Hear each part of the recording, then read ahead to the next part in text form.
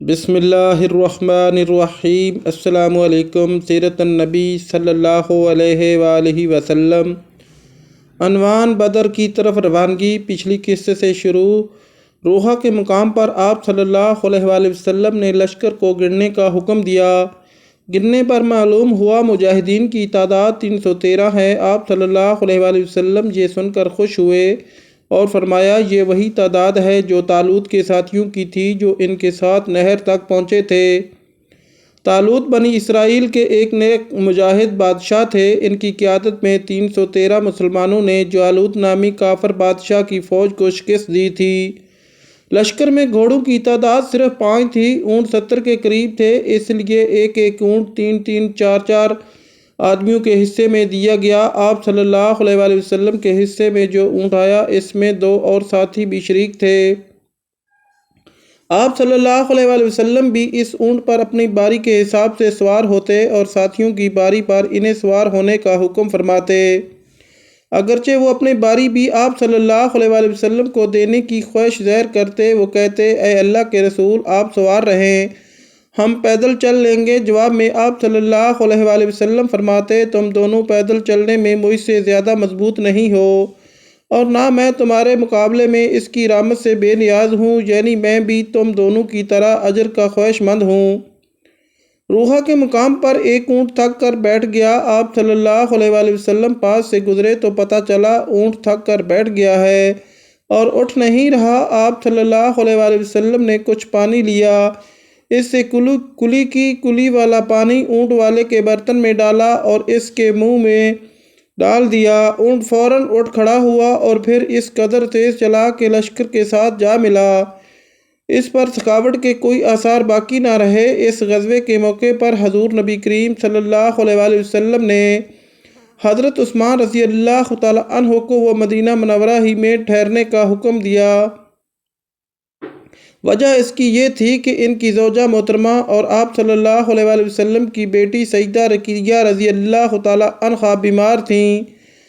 آپ صلی اللہ علیہ وآلہ وسلم نے حضرت عثمان رضی اللہ تعالیٰ عنہ سے فرمایا، تمہیں یہاں ٹھہرنے کا بھی اجر ملے گا اور جہاد کرنے کا بھی اجر ملے گا۔ اس موقع پر آپ صلی اللہ علیہ وآلہ وسلم نے مدینہ منورہ میں حضرت ابو بابا رضی اللہ تعالیٰ عنہ کو اپنا قائم مقام بنایا۔ طلحہ بن عبید اور سعید بن زید رضی اللہ تعالیٰ عنہ کو جاسوسی کی ذمہ داری سونپی تاکہ یہ دونوں لشکر سے آگے جا کر قریش کے تجارتی قافلے کی خبر لائیں۔ نبی کریم صلی اللہ علیہ وآلہ وسلم نے انہیں مدینہ منورہ سے ہی روانہ فرما دیا تھا۔ روحا کے مقام سے اسلامی لشکر آگے روانہ ہوا۔ ارک طبیبہ کے مقام پر ایک دیہاتی ملا، اس سے دشمن کے بارے میں کچھ معلوم نہ ہو سکا۔ اب لشکر پھر آگے بڑھا۔ اس طرح اسلامی لشکر زعفران کی وادی تک پہنچ گیا۔ اس جگہ آپ صلی اللہ علیہ وآلہ وسلم کو اطلاع ملی کہ قریش مکہ ایک لشکر لے کر اپنے قافلے کو بچانے کے لیے مکہ سے کوچ کر چکے ہیں۔ آپ صلی اللہ علیہ وآلہ وسلم نے یہ اطلاع ملنے پر تمام لشکر کو ایک جگہ جمع فرمایا اور ان سے مشورہ کیا، کیونکہ مدینہ منورہ سے مسلمان صرف ایک تجارتی قافلے کو روکنے کے لیے روانہ ہوئے تھے، کسی باقاعدہ لشکر کے مقابلے کے لیے نہیں نکلے تھے۔ اس پر صحابہ کرام رضی اللہ تعالیٰ عنہم نے باری باری اپنی رائے دی۔ حضرت مقداد رضی اللہ تعالیٰ عنہ نے عرض کیا، اے اللہ کے رسول، آپ کو اللہ تعالیٰ نے حکم فرمایا ہے، اس کے مطابق عمل فرمائیے، ہم آپ کے ساتھ ہیں۔ اللہ کی قسم، ہم اس طرح نہیں کہیں گے جس طرح موسیٰ علیہ السلام کو بنی اسرائیل نے کہا تھا کہ آپ اور آپ کا رب جا کر لڑ لیجئے، ہم تو یہیں بیٹھے ہیں، بلکہ ہم تو یہ کہتے ہیں ہم آپ کے ساتھ ہیں، ہم آپ کے آگے پیچھے اور دائیں بائیں لڑیں گے، آخر دم تک لڑیں گے۔ حضرت مقداد رضی اللہ تعالیٰ عنہ کی تقریر سن کر آپ صلی اللہ علیہ وآلہ وسلم کا چہرہ خوشی سے چمکنے لگا۔ آپ صلی اللہ علیہ وآلہ وسلم مسکرانے لگے۔ حضرت مقداد رضی اللہ تعالیٰ عنہ کو دعا دی۔ حضرت ابوبکر صدیق اور حضرت عمر رضی اللہ تعالیٰ عنہ نے بھی تقاریر کی۔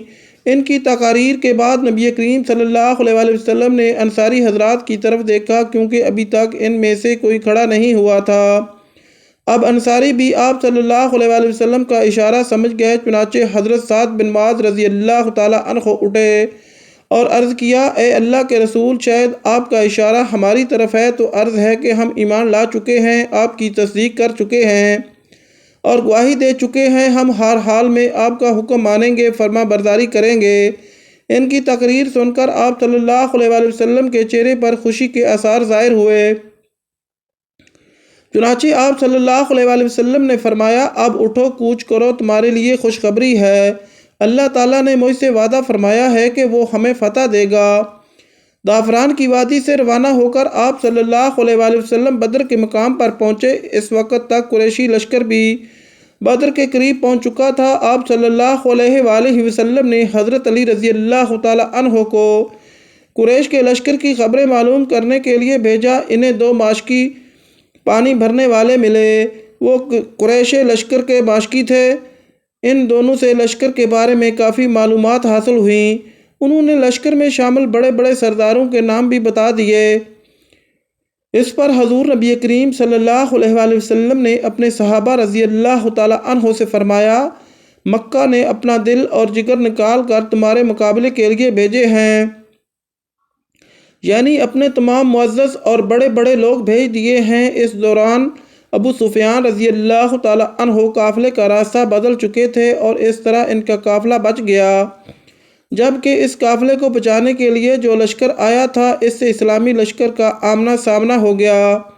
ادھر ابو سفیان رضی اللہ تعالیٰ عنہ نے جب دیکھا کہ قافلہ تو بچ گیا ہے، اس لیے انہوں نے ابو جہل کو پیغام بھیجا کہ واپس مکہ کی طرف لوٹ چلو، کیونکہ ہم اسلامی لشکر سے بچ کر نکل آئے ہیں۔ لیکن ابو جہل نے واپس جانے سے انکار کر دیا۔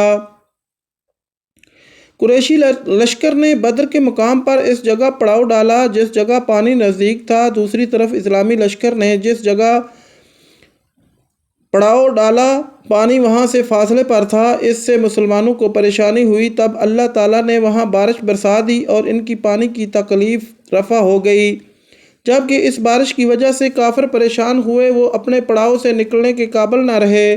مطلب یہ کہ بارش مسلمانوں کے لیے رحمت اور کافروں کے لیے زحمت ثابت ہوئی۔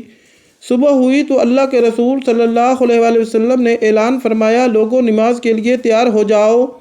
چنانچہ صبح کی نماز ادا کی گئی۔ پھر جب آپ صلی اللہ علیہ وآلہ وسلم نے صحابہ کرام رضی اللہ تعالیٰ عنہ کو خطبہ دیا، آپ صلی اللہ علیہ وآلہ وسلم نے ارشاد فرمایا، میں تمہیں ایسی بات کے لیے ابھارتا ہوں جس کے لیے تمہیں اللہ نے ابھارا ہے۔ تنگی اور سختی کے موقع پر صبر کرنے سے اللہ تعالیٰ تمام تکالیف سے بچا لیتا ہے اور تمام غموں سے نجات عطا فرماتا ہے۔ اب آپ صلی اللہ علیہ وآلہ وسلم لشکر کو لے کر آگے بڑھے اور قریش سے پہلے پانی کے قریب پہنچ گئے۔ مقام بدر پر پانی کا چشمہ تھا۔ آپ صلی اللہ علیہ وآلہ وسلم کو وہاں رکتے دیکھ کر حضرت حباب رضی اللہ تعالیٰ عنہ نے عرض کیا، اے اللہ کے رسول، قیام کے لیے یہ جگہ مناسب نہیں ہے، میں اس علاقے سے اچھی طرح واقف ہوں، اب وہاں پڑاؤ ڈالیں جو دشمن کے پانی سے قریب ترین ہے۔ ہم وہاں ایک حوض بنا کر پانی اس میں جمع کر لیں گے، اس طرح ہمارے پاس پینے کا پانی ہوگا۔ ہم پانی کے دوسرے گڑھے اور چشمے پاٹ دیں گے، اس طرح دشمن کو پانی نہیں ملے گا۔ آپ صلی اللہ علیہ وآلہ وسلم نے ان کی رائے کو بہت پسند فرمایا۔ ایک روایت کے مطابق اسی وقت حضرت جبرائیل علیہ السلام اللہ تعالیٰ کا پیغام لائے اور بتایا کہ حضرت حباب رضی اللہ تعالیٰ عنہ کی رائے بہت عمدہ ہے۔ اس رائے کے بعد آپ صلی اللہ علیہ وآلہ وسلم لشکر کو لے کر آگے بڑھے اور اس چشمے پر آ گئے جو اس جگہ سے قریب ترین تھا جہاں قریش نے پڑاؤ ڈالا تھا۔ مسلمانوں نے یہاں قیام کیا اور آپ صلی اللہ علیہ وآلہ وسلم نے انہیں دوسرے گڑھے بھرنے کا حکم دیا۔ ناظرین، اگر ہماری ویڈیو اچھی لگے تو ہمارے چینل کو سبسکرائب کریں، لائک کریں، شیئر کریں اور اللہ تعالیٰ کے کسی ایک نام کے ساتھ کمنٹ ضرور کریں۔ شکریہ۔